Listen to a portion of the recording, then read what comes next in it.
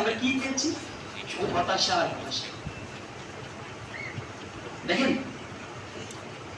একটা অজপড়া গায়ে থেকে যখন আলাপলা একটা মেধাবী শিক্ষার্থী ঢাকা বিশ্ববিদ্যালয়ে আসে, সে ঢাকা বিশ্ববিদ্যালয়ে আসার পর 2 থেকে 3 মাস পরে যারা বলে ওঠে তারা অন্য রূপ হয়ে যায়, একটা চেঞ্জ চলে তার মধ্যে।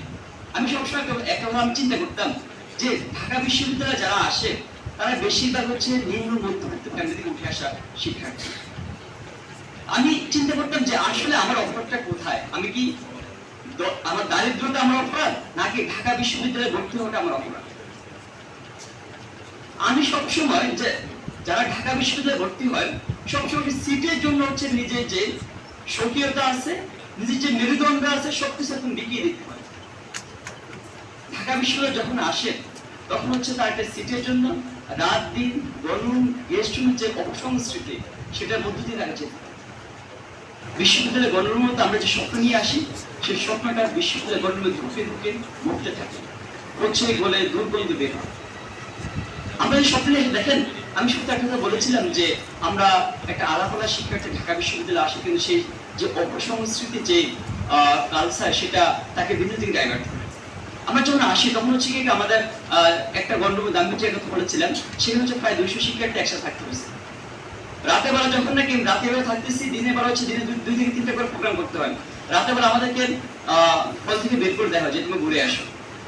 আমি দেখেছি হচ্ছে কি শুরুর দিক থেকে যে আমার বন্ধু বান্ধব অনেকে বলাবলি করতেছেন তো অনেক মেধাবী শিক্ষার্থী, কিন্তু রাতে বেলা হচ্ছে ট্রাক নিয়ে ঘুরতে চায়। তো তখন থেকে হচ্ছে কি আমাদের বের করে দেওয়া হয় যে তুমি 3টা আগে মানে হলে ফিরতে পারবে না, হলে ফিরলে হচ্ছে তোমাকে বলতে বের করে দেওয়া হবে। তো আমরা হচ্ছে কি যে 12টা পর্যন্ত গেস্ট রুম করানো হয়, তারপর আপনারা সবাই জানেন এসব কাহিনী।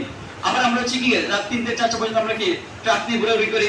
এই যে ট্রাক, আমাদের বলা হয় ট্রাকে বাড়ানোর দরকার না, এটা কোনো অধিকার। আমাদের তখন এটা কি আমাদের শিক্ষা দেওয়া হয় এটাকে। আমাদের প্রথম থেকে এসে বলা হয় যে ফার্স্ট ইয়ারে 7 খুন মাপ, শুধু একটা না, তুমি একটু দুটো দিকে চলবে, নারী এবং সাংবাদিক, এই দুটো হলে আমরা যারা সিনিয়র বাইরে আছে তারা বাঁচতে পারবো না, সব দিয়ে আমরা ট্যাকেল দিয়ে দিই। একটা বিষয় দেখেন, তো আমাদের যখন একটা পাওয়ার দেওয়া হয়, একই সাথে হচ্ছে আমাদের বিভিন্ন অপসংস্কৃতি আমাদের দাবিত করা হয়। এই যে শিক্ষার্থী যাদেরকে বের করে দেওয়া হয় রাতে ঘুরে আসো, তারা কি হচ্ছে বিভিন্ন অপকর্মের সাথে জড়িত হন। যারা হচ্ছেন এই যে 3 মাস আগেও একটা আলাদা শিক্ষার্থী ছিল, একটা মেধাবী শিক্ষার্থী ছিলেন, সে হচ্ছে মাদকে জড়িত হয়, সে চাঁদাবাজি বলেন, এই যে ক্যাম্পাসে চাঁদাবাজ, মাদক, সন্ত্রাসের এটা শীর্ষ সন্ত্রাস হিসেবে রূপান্তরিত হয়। এই যে সংস্কৃতি, এই যে পরিবর্তন, সেটা একটা অপসংস্কৃতি অংশ, সেটা অপরাজনীতির অংশ। আমরা দেখেছি এই যে বিশ্ববিদ্যালয় ক্যাম্পাসগুলো যে অপরাজনীতি, যে লেজুর ভিত্তিক যে ছাত্র রাজনীতি কায়েম হচ্ছেন, সেটার একটা ফসল। আমরা দেখেছি যে লেজুর ভিত্তিক ছাত্র সংগঠনগুলো যে ছাত্র নেতা, তারা বেশিরভাগ হচ্ছে অছাত্র হয়। তো যারা অছাত্র তারা কখনোই ছাত্রদের যে স্বার্থ নিয়ে কখনো কথা বলবে না। তার একমাত্র উদ্দেশ্য হচ্ছে তার দলীয় এজেন্ডা সার্ভ করা। সে এখানে এসেছে দল কি বলে, দলের যা বলে সেটার পক্ষে কথা বলা, যে সাধারণ শিক্ষার্থীদের ফার্স্ট ইউজার তার সেই সময় মানসিকতা কিংবা সদিচ্ছা তার নেই। সেই জায়গা থেকে আমরা বলতেছেন, আমি শুধু একটা কথা স্মরণ করে দিচ্ছি যে ঢাকা বিশ্ববিদ্যালয়ের যে শিক্ষার্থীরা আসে, যে স্বপ্ন নিয়ে আসে, সেই স্বপ্ন তারা বলিষ্ঠ হয়, একটু স্মরণ করে দিয়েছে। দেখেন, তো আমরা যখন ঢাকা বিশ্ববিদ্যালয়ে আসে, আমাদের যে শিক্ষা পরিবেশের কথা বলি, আবাসন সংকটের কথা বলি, আমরা একটা কথা বলি, দেখেন এই যে আবাসন সংকটটা আমরা বলি কৃত্রিম সংকট। আপনি মানেন কিংবা না মানেন, যে সরকারে আসেন সে মনে করে যদি আমি হলে কৃত্রিম সংকট তৈরি করতে না পারি, যদি শিক্ষার্থীরা প্রথম বর্ষ থেকে তাদের সিট নিশ্চিত করে, তাহলে সে আমার দলীয় যে কার্যক্রম, যে এজেন্ডা, সেটা বাস্তবায়নে সে আমার লাঠিয়াল বাহিনী হবে না। সে ইচ্ছাকৃত ভাবেই হচ্ছে এই যে কৃত্রিম সংকট তৈরি করে। আমরা দেখেন কর্মচারীদের জন্য আমাদের হচ্ছে গিয়ে বিভিন্ন বিশাল বিশাল আবাসন হয়, শিক্ষকদের জন্য আলিশান বাড়ি হয়, গাড়ি হয়, কিন্তু সে মানে ছাত্রছাত্রীর জন্য কেন হয় না? এটা হচ্ছে আপনার প্ল্যানের একটা অংশ। আর দেখেন আরেকটা কথা ছিল বিষয়, আপনি দেখেন এই যে আমাদের অভিভাবক যারা আমাদের দায়িত্বে থাকার কথা, সে অভিভাবকরা আমাদের দায়িত্বে না থেকে, আমাদের অভিভাবকের ভূমিকা পালন না করে, তারা হচ্ছে যে সরকারের স্বৈরাচার কিংবা যেটার কথা বলেন তাদের পাহারাদা কিংবা লাঠিয়াল বাহিনী কখনো কখনো রূপান্তরিত হয়। যাদেরকে দায়িত্ব দেওয়া হয়েছিল আমাদেরকে গাইড করার জন্য, আমাদেরকে অভিভাবক দায়িত্ব পালন করার জন্য, তারা হচ্ছে সরকারের এজেন্ডা বাস্তবায়ন করে। একটা বিষয় দেখেন, যখনই এই শিক্ষকরা যে দলীয় রাজনীতির এজেন্ডা বাস্তবায়নে ব্যস্ত থাকেন, তখনই আমাদের যে স্বপ্ন, যে আকাঙ্ক্ষা, সেটা বলণ্ঠিত হয়। আমরা একটা কথা বলতে চাই, আমরা কোথায় ছাত্র রাজনীতি কেমন হবে?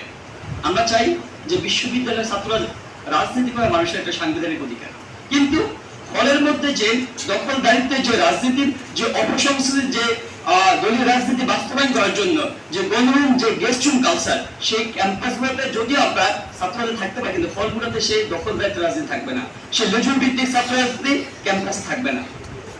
আমরা এক সপ্তাহের শিক্ষক রাজনীতি যে দলান্ধ যে শিক্ষক রাজনীতি সেটাও ক্যাম্পাসে থাকবে না। আমরা বলছি দেখেন যে শিক্ষা সুষ্ঠু পরিবেশের কথা বলি আমরা, শুধু একাডেমিক, আমি সমাজ কল্যাণের শিক্ষার্থী, আমি যখন নাকি প্রথম আমি ঢাকা শিক্ষার্থী একই সাথে, তো যখন একটা কথা শুনতাম তখন হচ্ছে আমি বিজয় ক্ষেত্রে হলের সামনে এসে বসে থাকতাম, একটু অনুপ্রেরণা পেতাম, আবার গিয়ে হলে পড়াশোনা শুরু করতাম। তো আমার স্বপ্ন ছিল বিজয় ক্ষেত্রে হলে মানে থাকা, অনেক বড় একটা ভবন সেই জায়গা থেকে হোক। তো আমি যখন নাকি বিশ্ববিদ্যালয়ে চান্স পাই, তো আমি ওই যে ফেসবুকের মধ্যে দেখতে পাই বিজয় ক্ষেত্রে হলো, আমি কিন্তু লাভ দিয়ে উঠি খুশিতে। কিন্তু দুর্ভাগ্যজনক সত্যি আমি সেখানে হলে থাকতে পারিনি।